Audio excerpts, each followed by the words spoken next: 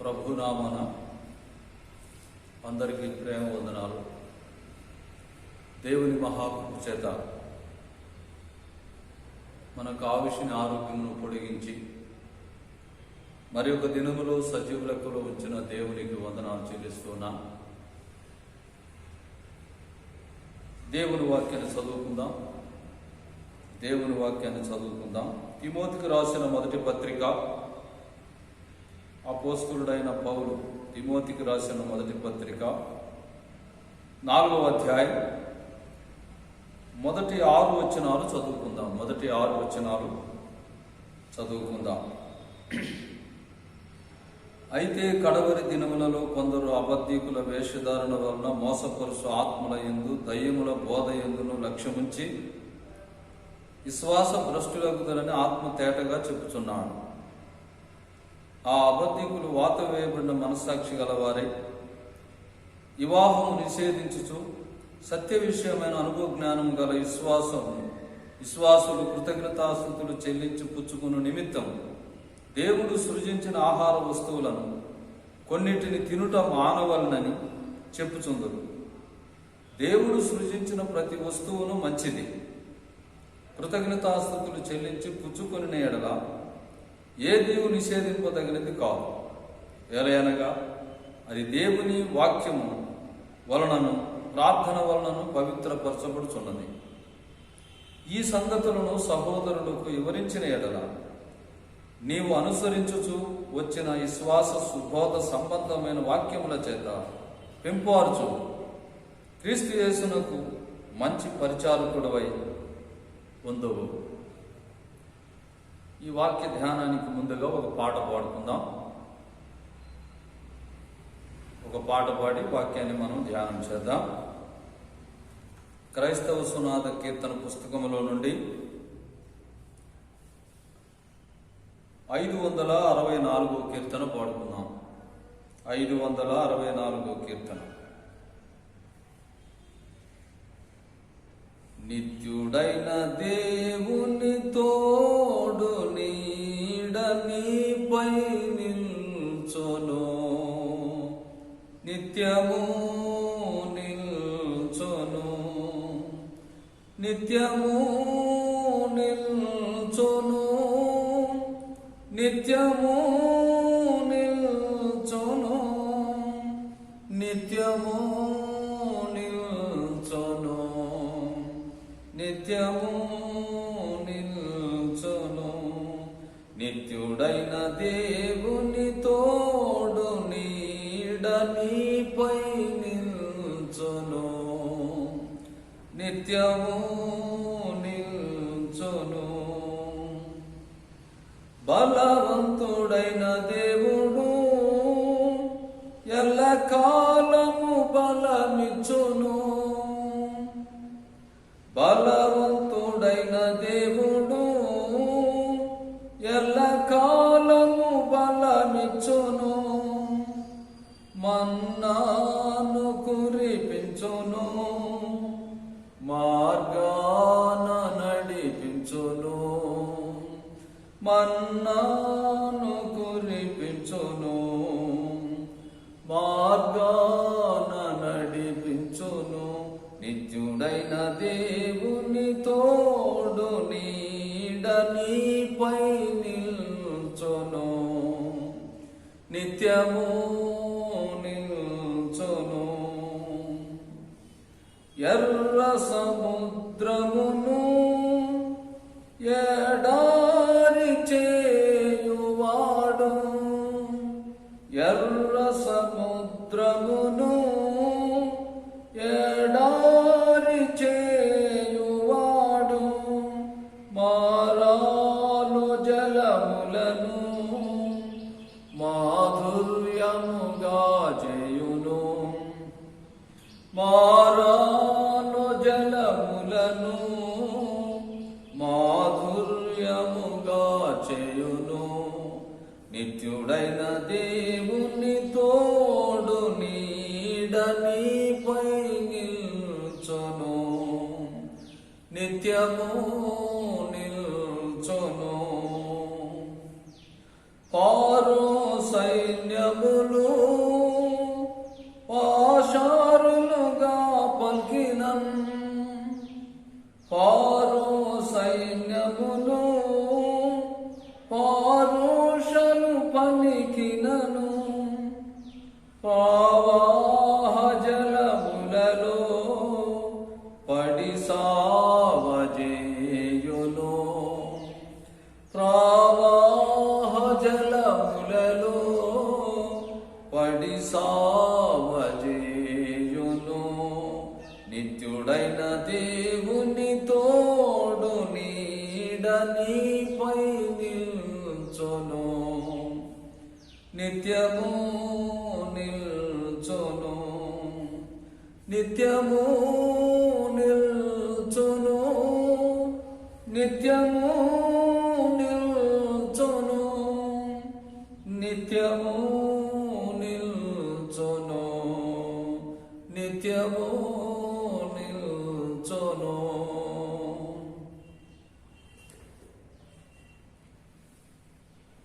దేవుని వాక్యాన్ని ధ్యానం చేద్దాం. ప్రభునందు ప్రియమైనటువంటి సహోదరి సహోదరులారా, తిమోతి పత్రికలో నుండి మనం వరుసగా దేవుని వాక్యాన్ని అందిస్తూ వస్తున్నాం. మొదటి అధ్యాయంలో 3 భాగాలు. ఈ యొక్క తిమోతి మొదటి పత్రిక, రెండవ పత్రిక, తీతు పత్రికలో మనం చూసినట్లయితే దాదాపు 16 సార్లు రాయబడి ఉంది నమ్మకం అని. అందుకనే మన అంశం నమ్మకం. ఈ 3 పత్రికలలో దేవుడు కృప చూపితే మరి వరుసగా మనం ధ్యానం చేద్దాం. మరి ఇప్పుడు 4వ అధ్యాయానికి వచ్చాం. మొదటి పత్రిక మొదటి 3 భాగాలు, మొదటి అధ్యాయం 3 భాగాలు. నమ్మకమైన హితబోధ, రెండవది నమ్మకమైన సువార్త ప్రకటన, మూడవది నమ్మకముగా విశ్వాసమును కాపాడుకొనుట. 2వ అధ్యాయాలు 2 భాగాలు. మొదటి భాగము నమ్మకమైన ప్రార్థనా పరులు పురుషులు, 2వ భాగము నమ్మకమైన స్త్రీలు. 3వ అధ్యాయం గమనించినట్లయితే 3 భాగాలు. మొదటి భాగం నమ్మకమైన కాపరులు, నమ్మకమైన కాపరులు. 2వ భాగము నమ్మకమైన పరిచారకులు. 3వ భాగము నమ్మకమైన విశ్వాసులు. ఇప్పుడు 4వ అధ్యాయం మనం గమనించినట్లయితే 4వ అధ్యాయం దైవజనుడు ఎలా ఉండాలి. 4వ అధ్యాయం 3 భాగాలు. మనము మొదటి భాగాన్ని చదువుకున్న మొదటి 6 వచనాలు. దైవజనుడు ఎలా ఉండాలి? దైవజనుడు ఎలా ఉండాలి? వాక్యమును బోధించు మంచి పరిచారకుడుగా ఉండాలి. వాక్యమును బోధించు మంచి పరిచారకుడుగా ఉండాలి అని మనము చూస్తూ ఉన్నాం. దైవజనుడు ఎలా ఉండాలి? కాబట్టి ఈ యొక్క 6 వచనాలలో మనం గమనించినట్లయితే మొదటిది దయ్యముల బోధ. చదువుదాం, చూడండి. అయితే కడవరి దినములలో కొందరు అబద్ధికుల వేషధారణ వల్ల మోసపరుచు ఆత్మల యందు దయ్యముల బోధ యందును లక్ష్యం ఉంచి. మొదటిది దయ్యముల బోధ అని మనం చూస్తూ ఉన్నాం. ఈ దైవజనుడు ఈ దయ్యముల బోధను కనిపెట్టాలి.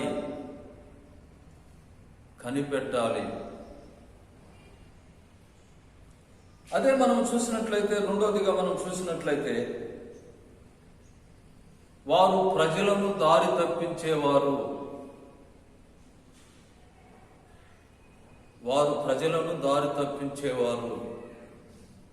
దైవ సేవకుడు వారిని కాపాడాలి. దైవజనుడు ఎలా ఉండాలి అని అంటే ఈ రీతిగా ఈ యొక్క 6 వచనాలలో ఉన్న విషయాలను మనం చూస్తున్నాం ప్రియులారా. అలాగే మనం గమనించినట్లయితే 2వ వచనంలో వారు వేషధారులు,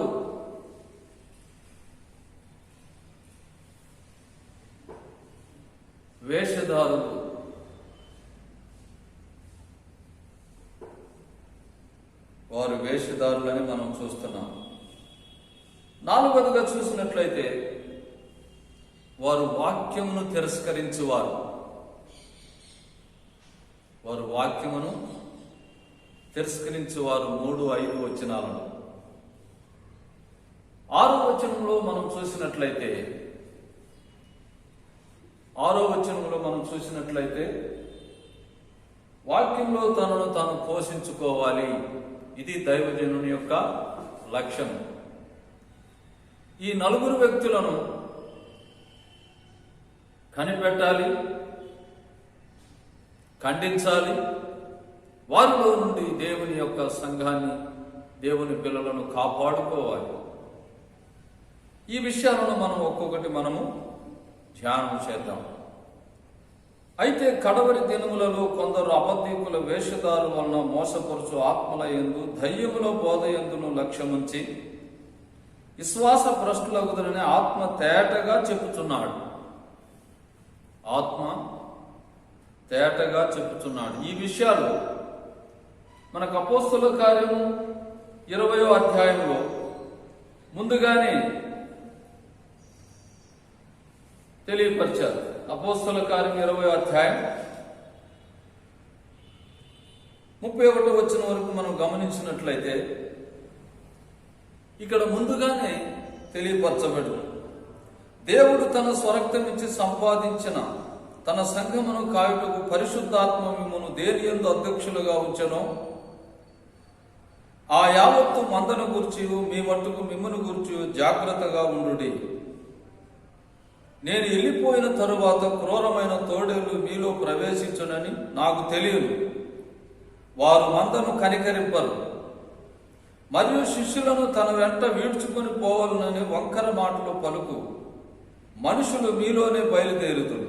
కావున నేను 3 సంవత్సరములు రాత్రింపగలు కన్నీళ్లు విడుచుచు ప్రతి మనుషునికి మానక బుద్ధి చెప్పి తిని మీరు జ్ఞాపకం చేసుకొని మెలకువగా ఉండుడి. దైవజనుడు మెలకువగా ఉండాలి ఈ విషయాలలో. అపోస్తలుడైన పౌలు తిమోతికి రాసిన ఈ పత్రికలో మనం చూస్తున్నాం ప్రియులారా, వారు దయ్యముల బోధ, ఈ ఒక్కచోటే దయ్యముల బోధ అని మనకు కనబడుతూ ఉంది. దయ్యముల శక్తి, వారు చేసే ప్రతి విషయము మనము గమనించినట్లయితే మరి దెసలోనీయులకు రాసిన పత్రిక 2వ దెసలోనీయులకు రాసిన పత్రిక 2వ అధ్యాయం 7వ వచనములో మనం చూస్తే ధర్మ విరోధ సంబంధమైన మర్మము ఇప్పటికే క్రియ చేయుచున్నది గాని ఇది వరకు అడ్డగించుచున్న వాడు మధ్య నుండి తీసివేయబడు వరకే అడ్డగించును. ధర్మ విరోధ సంబంధమైన మర్మం వారి లెక్క ధర్మానికి విరోధముగా. ఈ దయ్యముల బోధ చేసేవారు ధర్మానికి విరోధముగా, వారికి ఒక ముఠా ఉంది, వారికి ఒక సహవాసం ఉంది, వారికి ఒక కార్యక్రమం ఉంది. వీరిని మనం గమనించాలి అని అంటే జాగ్రత్తగా మనం గమనించినట్లయితే యోహాను సువార్త దయ్యముల బోధ చేసేవారు ఎవరు, వాళ్ళ పరిస్థితులు ఏమిటి అని మనం అర్థం చేసుకునేదానికి ఇక్కడ ఒక విషయము మనం చూస్తాం. 1వ అధ్యాయం 11 నుండి 13 వచనాలు మనం చదివినట్లయితే 11వ వచనములో మనం గమనించినట్లయితే చూడండి, ఆయన తన స్వకీయుల యొద్దకు వచ్చెను, ఆయన స్వకీయులు ఆయనను అంగీకరింపలేదు. ఈ స్థితిలో ఉన్నవారు, అంగీకరించని వారు దయ్యముల బోధ చేస్తున్నారు, బైబిల్ పట్టుకొని ప్రార్థన చేస్తున్నారు. ఇంకొక విషయం చెప్పాలంటే కూడా ఆ కాపర్లు చేసే పని ఏమిటి అని అంటే వాక్యం చెప్తారు, పెళ్లిళ్ళు చేస్తారు, కార్యక్రమాలన్నీ నడుపుతారు.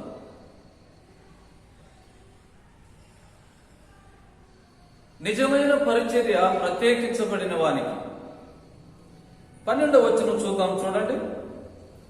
తన్ను ఎందరు అంగీకరించురో వారందరికీ అనగా తన నామమందు విశ్వాసముంచు వారికి దేవుని పిల్లలవుటకు అధికారం అనుగ్రహించెను.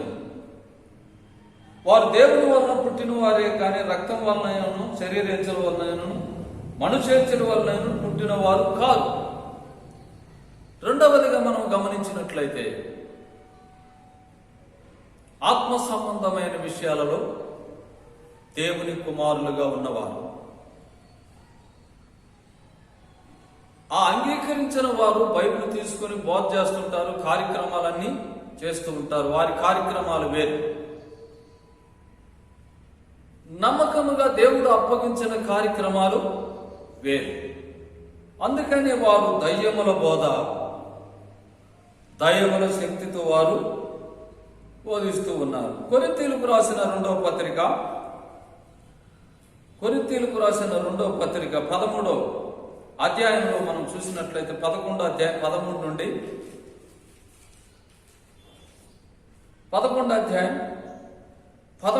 15 వరకు మనం చూస్తే చూడండి. ఎలాగనగా అట్టివారు క్రీస్తు యొక్క అపోస్తలుల వేషము ధరించుకున్న వారై ఉండి దొంగ అపోస్తలులుగా మోసగాండ్రులు పనివారునై ఉన్నారు. వారు పనివారు, వారికి ఒక సహవాసం ఉంది, వారికి ఒక కమిటీ ఉంది.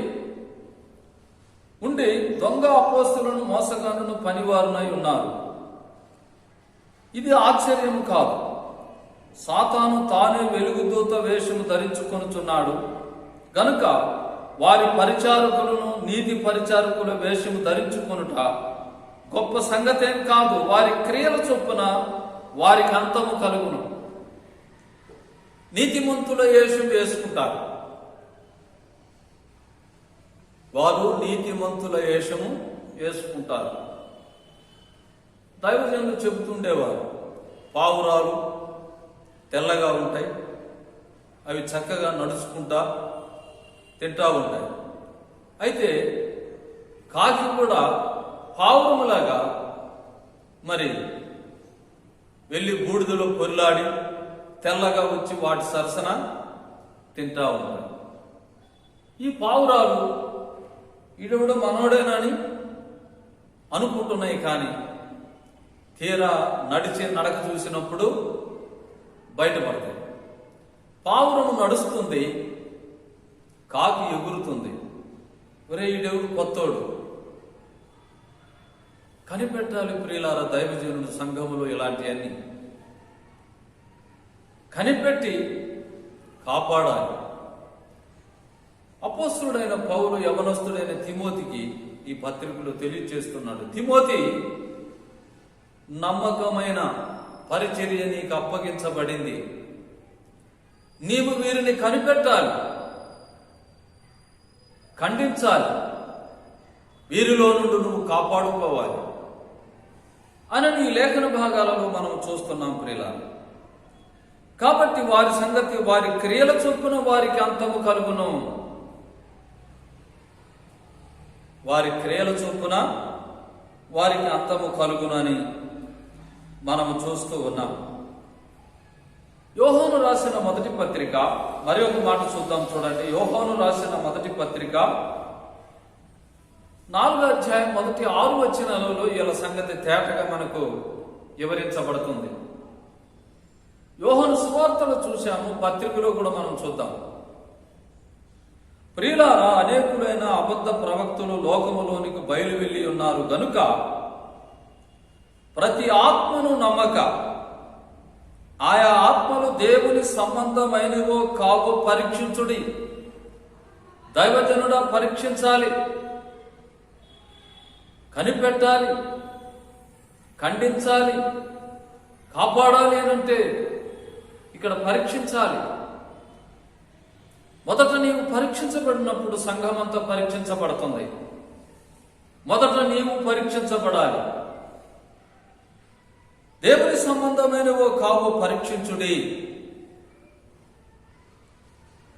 యేసుక్రీస్తు శరీరధారి అయి వచ్చినని ఏ ఆత్మ ఒప్పుకొనునో అది దేవుని సంబంధమైనది. యేసుక్రీస్తు ప్రభు శరీరధారిగా వచ్చి ఈ లోకములో మనలను ప్రేమించి మనకు మధ్యవర్తిగా కలువరి శిలువలో రక్తము చిందించి చనిపోయి సమాధి చేయబడి తిరిగి లేచాడని ఏ ఆత్మ ఒప్పుకుంటుందో వారు దేవుని సంబంధులని ఇక్కడ తెలియపరచబడుతుంది. ప్రియులారా,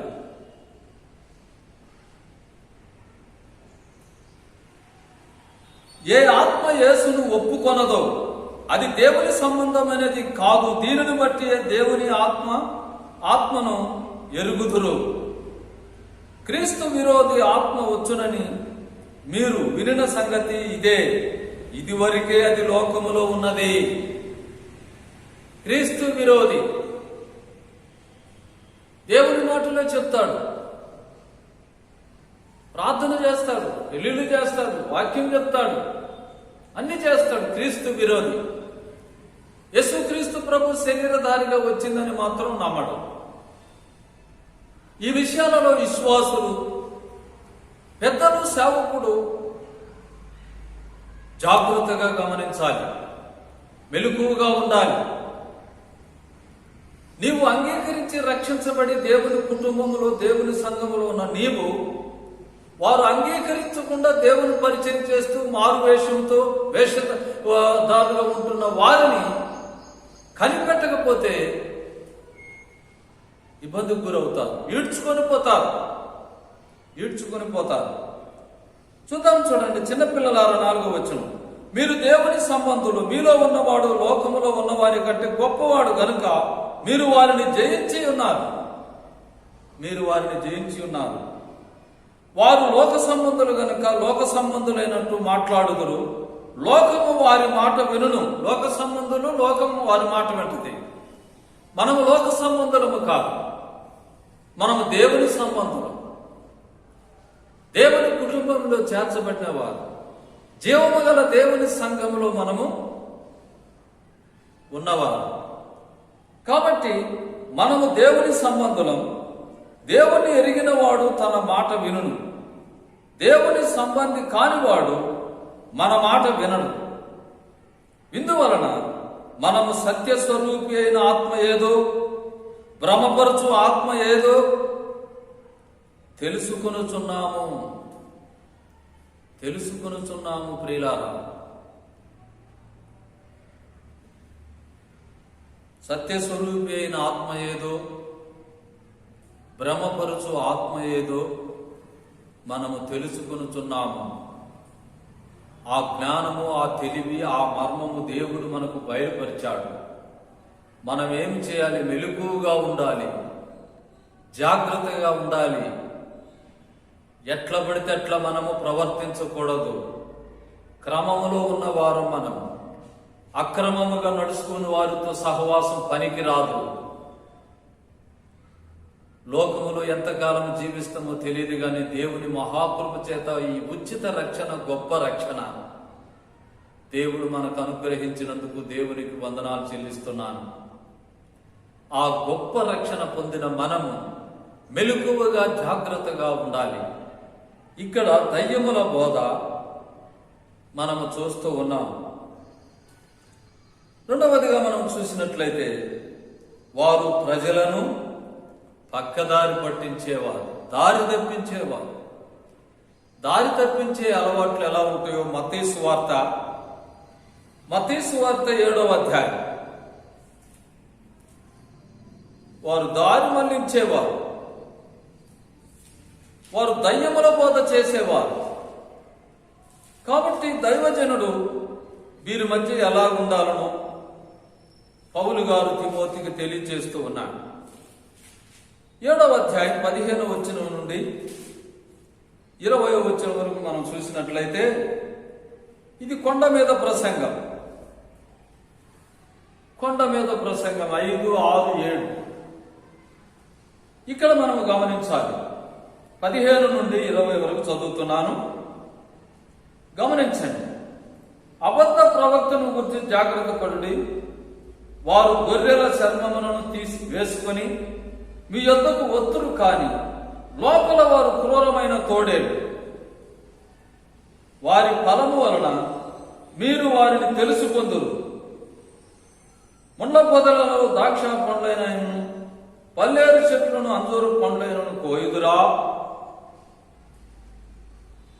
వారు వేషం వేసుకొని వస్తారు. ఎవరి దగ్గరికి? నీతిమంతుల దగ్గరికి. వీరు త్వరగా దొరుకుతారు. వారికి మేము అది ఇస్తాం, ఇది ఇస్తాం.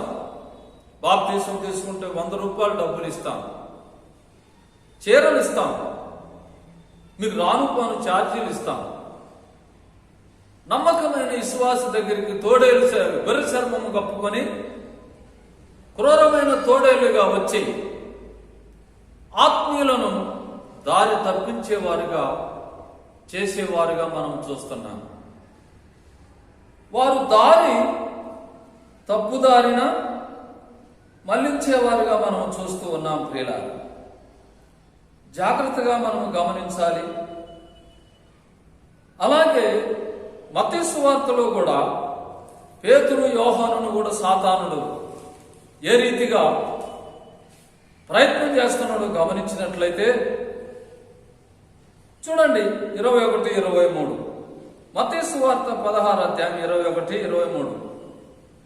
అప్పటి నుండి తాను యెరూషలేమునకు వెళ్లి పెద్దల చేతను ప్రధాన యాజకుల చేతను శాస్త్రుల చేతను అనేక హింసలు పొంది సంపబడి 3వ దినమున లేచుట అగత్యమని యేసు తన శిష్యులకు తెలియజేయి మొదలు పెట్టగా, పేతురు ఆయన చేయి పట్టుకుని, ప్రభువా, అది నీకు దూరమగునుగాక, అది నీకెన్నడూను కలుగదని ఆయనను గద్దింపసాగిన.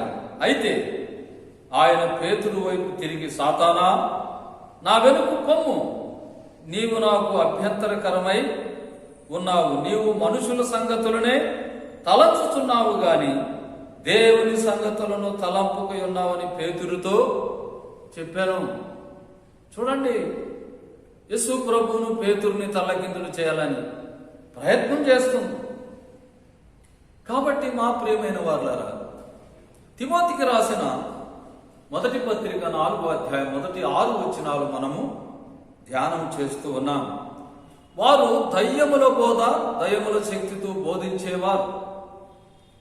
వారు దారి మళ్లించేవారు, ప్రజలను తప్పుదారిన మళ్లించేవారు. 3వదిగా మనం చూసినట్లయితే 4:2లో వారు వేషధారులు ప్రియులారు. వేషధారులు మనము చదువుకుని ఉన్నాం. మత్తయి సువార్త 7. వారు చెబుతారు కానీ చెయ్యరు. వారు చెప్తారు, వారి ఫలములు మంచి ఫలములు కాదు, మంచి ప్రవర్తన కాదు. చెప్తారు కానీ చెయ్యరు ఈ వేషధారులు. అందుకనే మనము గమనించినట్లయితే ఒక మాట చూద్దాం. చూడండి,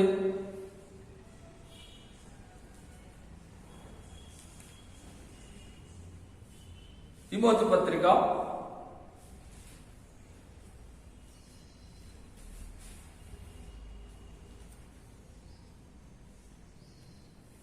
1:5లో మనం చూసినట్లయితే ఉపదేశ సారమేదనగా పవిత్ర హృదయం నుండి, మంచి మనస్సాక్షి నుండి, నిష్కాపట్యమైన విశ్వాసం నుండి కలుగు ప్రేమ. మంచి మనస్సాక్షి వారికి లేదు. అందుకని ఉపదేశానుసారమేదనగా పవిత్ర హృదయం నుండి, మంచి మనస్సాక్షి నుండి, నిష్కాపట్యమైన విశ్వాసము నుండి కలుగు ప్రేమ. కొందరు వీటిని మానుకొని తొలగిపోయి తాము చెప్పు వాటినైనను నిశ్చయమైనట్టు రూఢిగా పలుకు వాటినైనా గ్రహింపకపోయినను ధర్మశాస్త్ర ఉపదేశకులై ఉండగోరి నిష్ప్రయోజనమైన ముచ్చటలకు తిరిగిరి. ఏమంటున్నాడు? కొందరు వీటిని మానుకొని మంచి ఉపదేశానుసారం అనుకొని ఆ సత్యంలో నిలవలేక ఉండలేక ఈ రీతిగా వారు పక్కకెళ్ళి జనాలను భ్రష్టు పట్టించేవారుగా ఉన్నారు. భ్రష్ట మనసు వారిది, భ్రష్ట మనసు ప్రియులారు. జాగ్రత్తగా మనం గమనించాలి. వారు వేషధారులని మనం చూస్తూ ఉన్నాం.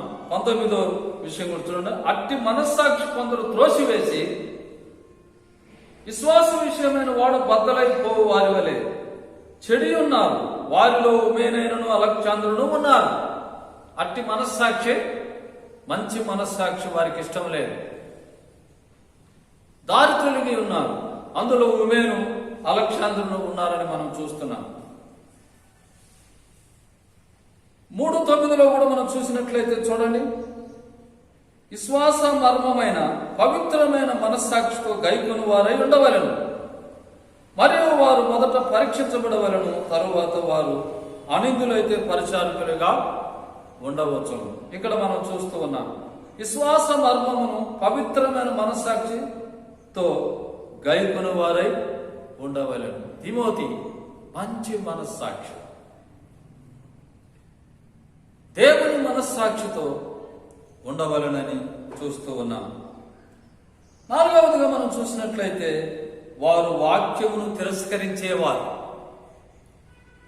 వారు వాక్యమును తిరస్కరించేవారు ప్రియులారా.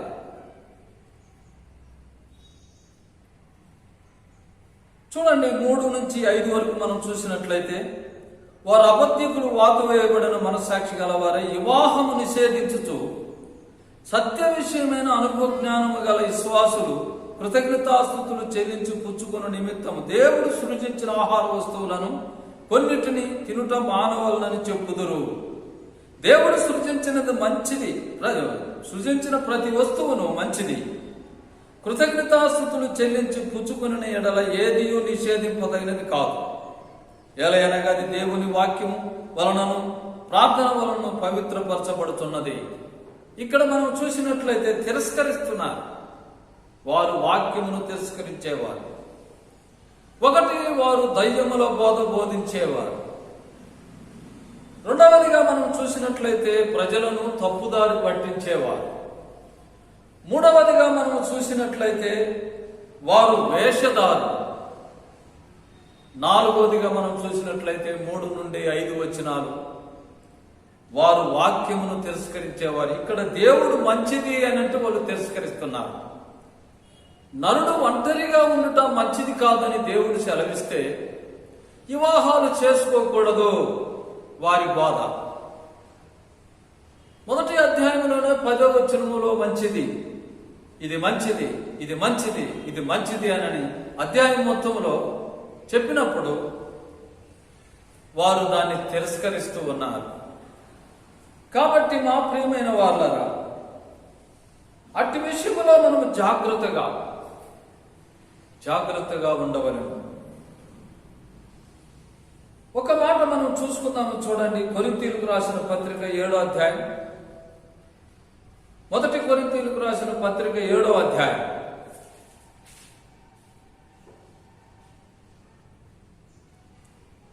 మొదటి వచనం, మీరు రాసిన వాటి విషయం స్త్రీని ముట్టకుండుట పురుషునికి మేలు అయినను జారత్వములు జరుగుతున్నందున ప్రతివానికి సొంత భార్య ఉండవలెను.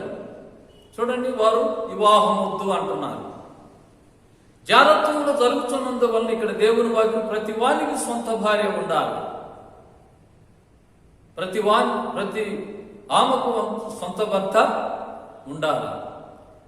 దేవుడు మంచిది అన్నదాన్ని వారు తిరస్కరించేవారుగా మనము చూస్తూ ఉన్నాం ప్రియులారా. అలాగే మత్తయి సువార్త 19 అధ్యాయం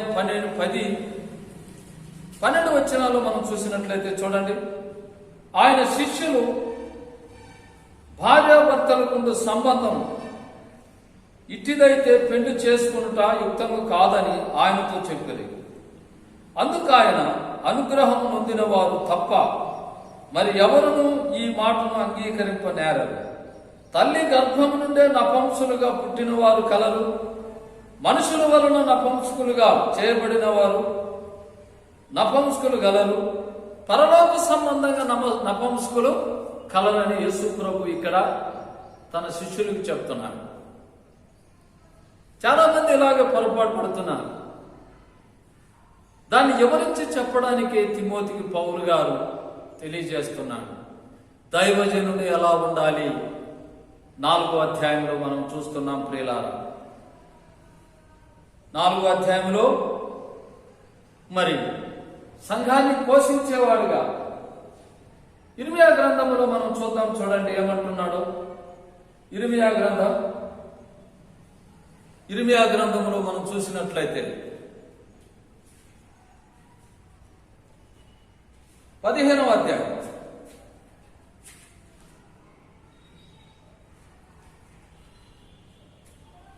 16వ వచనంలో చూద్దాం. ఇర్మియా గ్రంథం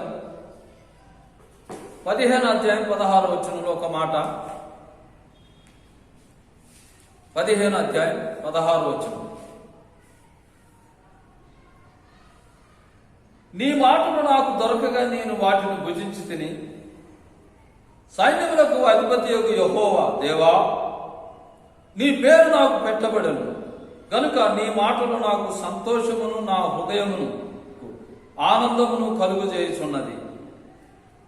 మా ప్రియమైన వారులారా, ఇక్కడ మనం చూస్తూ ఉన్నాం.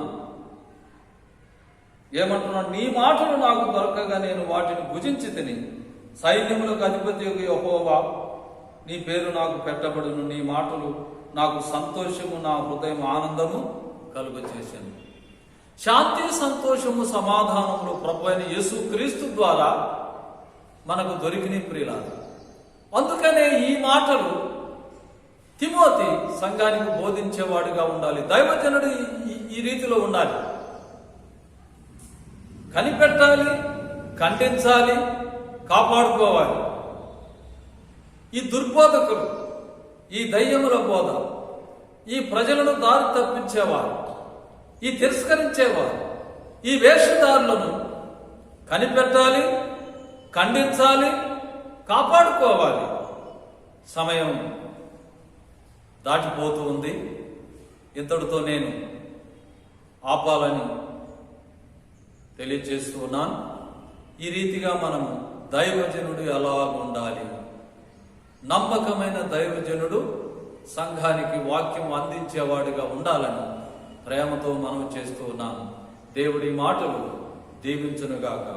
దయగల మా తండ్రి, జాలిగల మా ప్రభువా, పరిశుద్ధుడా, నీ ప్రేమకై వందనములు, స్తోత్రాలు చెల్లిస్తున్నాం నాయన.